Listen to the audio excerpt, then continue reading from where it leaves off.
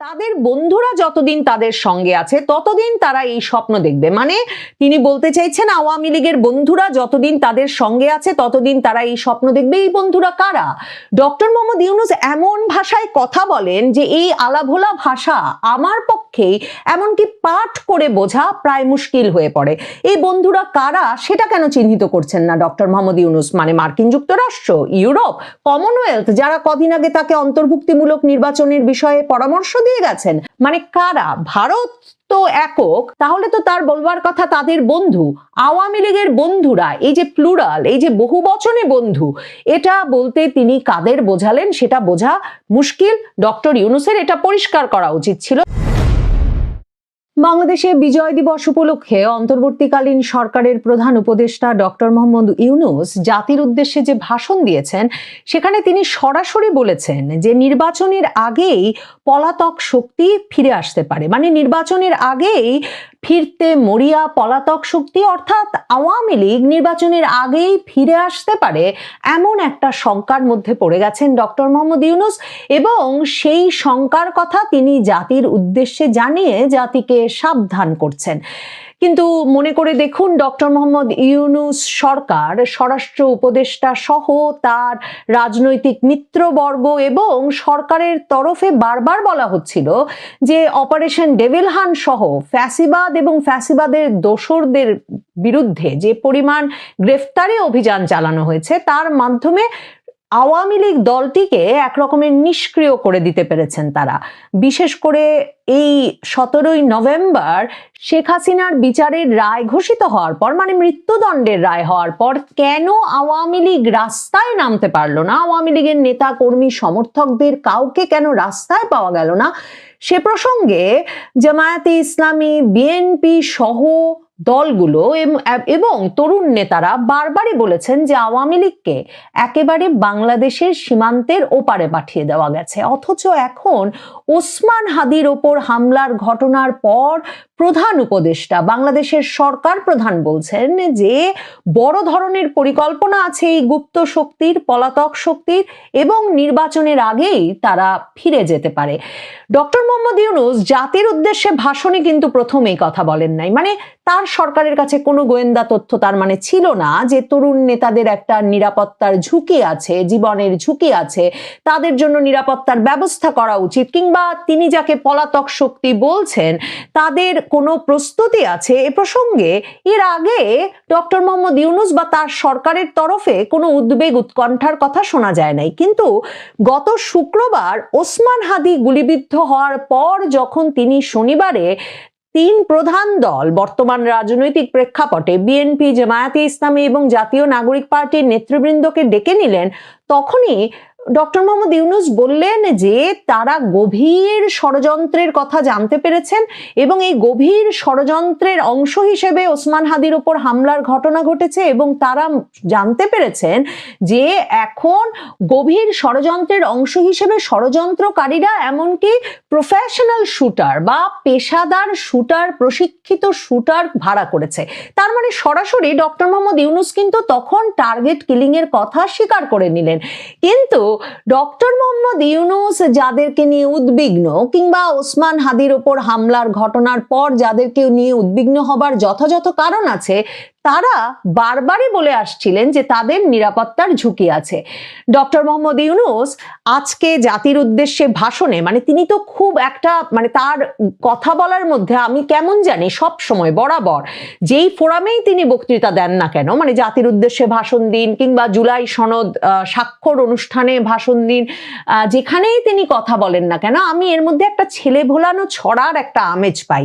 তাই আপনাদেরকে একটু পড়ে শোনাই। আমি জাতির উদ্দেশ্যে ভাষণের পূর্ণ বিবরণটি পড়ছিলাম ডেইলি স্টার বাংলায়, এবং সেখানে তিনি বলছেন যে আপনাদের সামনে উপস্থিত হয়েছি আজ এক ব্যথিত হৃদয়ে, কারণ ওসমান হাদির ওপর হামলার ঘটনা ঘটেছে, যিনি জুলাই অভ্যুত্থানের সম্মুখ যোদ্ধা। এবং তিনি বলছেন, সরকার প্রধান বলছেন, এটা শুধু একজন ব্যক্তির ওপর আঘাত নয়, এটা বাংলাদেশের অস্তিত্বের ওপর আঘাত, আমাদের গণতান্ত্রিক পথ চলার উপর আঘাত। এরপর তিনি বলছেন যে সরকার এই ঘটনা অত্যন্ত গুরুত্বের সঙ্গে দেখছে, ঘটনার সঙ্গে জড়িতদের প্রাথমিক প্রাথমিকভাবে চিহ্নিত করা গেছে। এখন আপনারা তো জানেন যে চিহ্নিত করেছে সরকার নয়, আইন শৃঙ্খলা রক্ষাকারী বাহিনী নয়, চিহ্নিত করেছে একটা ফ্যাক্ট চেকিং প্রতিষ্ঠান ডিসেন্ট এবং যুক্তরাজ্য প্রবাসী আল জাজিরার সাংবাদিক জুলকারনাইন সায়ের মিলে। তারা মিলে দুজনকে চিহ্নিত করেছেন এবং সরকার এখন পর্যন্ত, শুক্রবার ঘটনা ঘটেছে, মঙ্গলবার পেরিয়ে গেছে, আজকে বুধবার, সরকার এখন পর্যন্ত কাউকে গ্রেফতার করতে পারে নাই ওই দুজনের মধ্যে, যেই দুজন কিনা মোটরসাইকেল চালাচ্ছিলেন এবং ওসমান হাদির দিকে গুলি করেছেন। ব্যাপক প্রচারণা আছে। ওই জুলকারনাইন সায়েরের বক্তব্য হচ্ছে যে তিনি একেবারে নিশ্চিত যে এই দুইজনই পালিয়ে গেছেন, মানে যেদিন তারা হামলা করেছেন সেদিনই সীমান্ত পেরিয়ে তারা ভারত চলে গেছেন। সরকার স্বীকার করছে না, কিন্তু পররাষ্ট্র মন্ত্রণালয় ভারতের রাষ্ট্রদূতকে ডেকে বলছেন যে আপনাদের সীমান্তে যদি চলে গিয়ে থাকে আমাদেরকে গ্রেফতার করে ফেরত পাঠান। হাসনাত আব্দুল্লাহ, নাহিদ ইসলামরা ব্যাপক ক্ষুব্ধ ভারতের ওপর যে কেন ভারতে পালিয়ে যেতে পারলো। কিন্তু সরকার সবার আগে বাংলাদেশে এমন একটা হাই প্রোফাইল অপরাধ ঘটবার পরে তো বাংলাদেশের সীমান্তকে অ্যালার্ট করবার কথা ছিল সরকারের, এবং সরকার বলেছিল তারা অ্যালার্ট করেছে, কিন্তু তারা কি তার মানে ঠেকাতে পারে নাই? তারপরেও সীমান্ত পেরিয়ে এই দুই অপরাধী ওসমান হাদির ওপর হামলা করে পালিয়ে গেল ভারতে, নাকি সরকার 4 দিন 5 দিন চলে যাচ্ছে আসলে ব্যর্থ হচ্ছে ওই দুজনকে গ্রেফতার করতে? ডক্টর ইউনূস এরপর বলছেন একটা নতুন শব্দ তিনি বিজয় দিবসের জাতির উদ্দেশ্যে ভাষণে ব্যবহার করেছেন। তিনি বলেছেন, আমি পরিষ্কারভাবে বলতে চাই, পরাজিত শক্তি ফ্যাসিস্ট টেরোরিস্টদের এই অপচেষ্টা সম্পূর্ণভাবে ব্যর্থ করে দেওয়া হবে। তার মানে ডক্টর ইউনূস নিশ্চিত যে এটা ফ্যাসিস্ট টেরোরিস্ট, মানে আওয়ামী লীগ এই ঘটনা ঘটিয়েছে।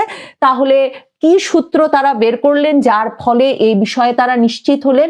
তাহলে ডক্টর ইউনূস নিশ্চিত এখন যে এই ফ্যাসিস্ট টেরোরিস্টরা, আওয়ামী লীগ এই ঘটনা একটি ঘটিয়েছে, কিন্তু তিনি যে বলেছেন প্রফেশনাল শুটার ভাড়া করেছে, তাহলে তিনি বলতে চাইছেন fascist terrorist Awami League professional shooter ভাড়া করে ফেলেছে। তাহলে 15 মাস ধরে তারা আসলে তাদের আইন শৃঙ্খলা রক্ষাকারী বাহিনী দিয়ে ব্যাপক পরিমাণ, বিপুল পরিমাণ হত্যা মামলা দিয়ে, সন্ত্রাস বিরোধী মামলা দিয়ে, জামিন দিতে মানা করে দিয়ে ঢালাওভাবে কি অ্যাচিভ করলেন, কি অর্জন করলেন, কি স্থিতিশীলতা অর্জন করলেন, আর আওয়ামী লীগ বা ফ্যাসিবাদ বা ফ্যাসিস্ট টেরোরিস্টদের ওপর কি নিয়ন্ত্রণ প্রতিষ্ঠা করলেন যে এখন কিনা তারা এই পুরো পরিকল্পনা করে ফেলেছে, বাস্তবায়ন যখন করা শুরু করে দিয়েছে তখন ডক্টর মোহাম্মদ ইউনূস আর তার সরকার কিনা নড়ে চড়ে বসেছেন। তারপর তিনি বলছেন, প্রিয় দেশবাসী, আমাদের তরুণদের রক্ষা করুন। মানে এখন এটা প্রিয় দেশবাসীর দায়িত্ব হয়েছে যে তরুণদেরকে রক্ষা করতে হবে। তিনি বলছেন, আমরা সবাই এবং আমাদের প্রিয় মাতৃভূমি তাহলে রক্ষা পাবে। যারা দেশ ছেড়ে পালিয়েছে তারা বুঝে গেছে তরুণ যোদ্ধারা তাদের পুনরুত্থানের পক্ষে ভীষণ রকম বাধা। এই অস্ত্রহীন, ভীতিহীন, ব্যক্তিগত স্বার্থ সম্বন্ধে সম্পূর্ণ উদাসীন দৈনন্দিন এই চেহারার ছেলেমেয়েদের নিয়ে তাদের সাংঘাতিক ভীতি। তিনি বলছেন যে তাদের লক্ষ্য হলো, মানে ফ্যাসিস্টদের লক্ষ্য হলো নির্বাচন আসার আগেই পথের এই বাধাগুলো সরিয়ে ফেলা, নিজেদের রাজত্ব আবার কায়েম করা। কিভাবে উনি এটা বলেন? মানে উনি মনে করছেন তাহলে কতজনকে ফ্যাসিস্টরা সরিয়ে ফেলে নিজেদের রাজত্ব কায়েম করবে? এই তরুণদের সরিয়ে ফেললেই তার মানে ডক্টর মোহাম্মদ ইউনূস সত্যি মনে করেন যে বাংলাদেশের প্রতিষ্ঠিত রাজনৈতিক দলগুলো, বিএনপি, জামায়াতে ইসলামী কিংবা তার সরকার, তারা কোনো প্রতিরোধ গড়ে তুলতে পারবেন না? মানে ফ্যাসিস্টরা একটার পর একটা টার্গেট কিলিং করবেন এবং রাজত্ব কায়েম করে ফেলবেন।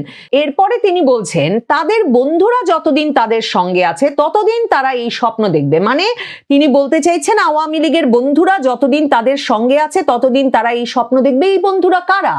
ডক্টর মোহাম্মদ ইউনূস এমন ভাষায় কথা বলেন যে এই আলাভোলা ভাষা আমার পক্ষে এমনকি পাঠ করে বোঝা প্রায় মুশকিল হয়ে পড়ে।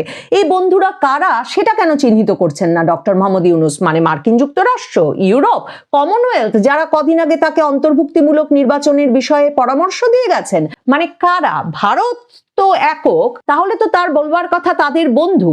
আওয়ামী লীগের বন্ধুরা, এই যে প্লুরাল, এই যে বহু বচনে বন্ধু, এটা বলতে তিনি কাদের বোঝালেন সেটা বোঝা মুশকিল। ডক্টর ইউনূসের এটা পরিষ্কার করা উচিত ছিল, তাহলে আমরা বুঝতে পারতাম যে ভারত ছাড়াও আর কে কে মদত যোগাচ্ছে ফ্যাসিস্টদের।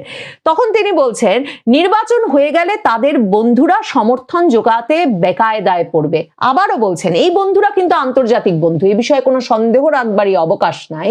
তাহলে নির্বাচন হয়ে গেলে এই বন্ধুরা, আন্তর্জাতিক বন্ধুরা আর সমর্থন জোগাতে পারবে না, সেজন্যই এত তাড়াহুড়া, মানে সেজন্যই এখন মরিয়া চেষ্টা চালাচ্ছে ফ্যাসিস্টরা। তারা চায় নির্বাচনের আগেই তাদের ফিরে আসা নিশ্চিত করতে, নানা ভঙ্গিতে এটা তারা করবে। এই চোরাগোপ্তা খুন করার উদ্যোগ তার একটা রূপ, আরো কঠিনতর পরিকল্পনা নিয়ে তাদের প্রস্তুতি আছে।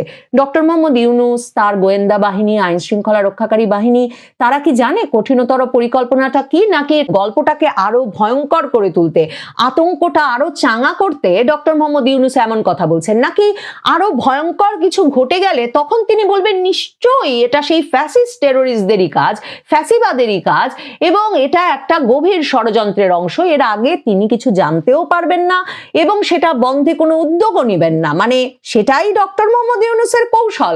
ভেবে দেখুন, 15 মাস ধরে কিন্তু এই কৌশলই চলছে। মানে কিছু একটা ঘটে যাবে, তারপর তিনি সকলকে ডেকে বলবেন, বিএনপি, জামায়াতে ইসলামী, জাতীয় নাগরিক পার্টিকে যমুনায় ডেকে বলবেন আপনাদেরকে ঐক্যবদ্ধ থাকতেই হবে, এবং তখন প্রত্যেকে তার আনুগত্য স্বীকার করে নিয়ে, মানে তার প্রতি আনুগত্য স্বীকার করে নিয়ে ইউনূস সরকারের প্রতি আনুগত্য স্বীকার করে নেবেন। ইউনূস সরকারের অবস্থান আরো শক্ত হবে, মজবুত হবে, আর তিনি ভয় দেখানো অব্যাহত রাখবেন, কিন্তু আগে ওই ঘটনা থামাতে কোনো ভূমিকাই রাখবেন না।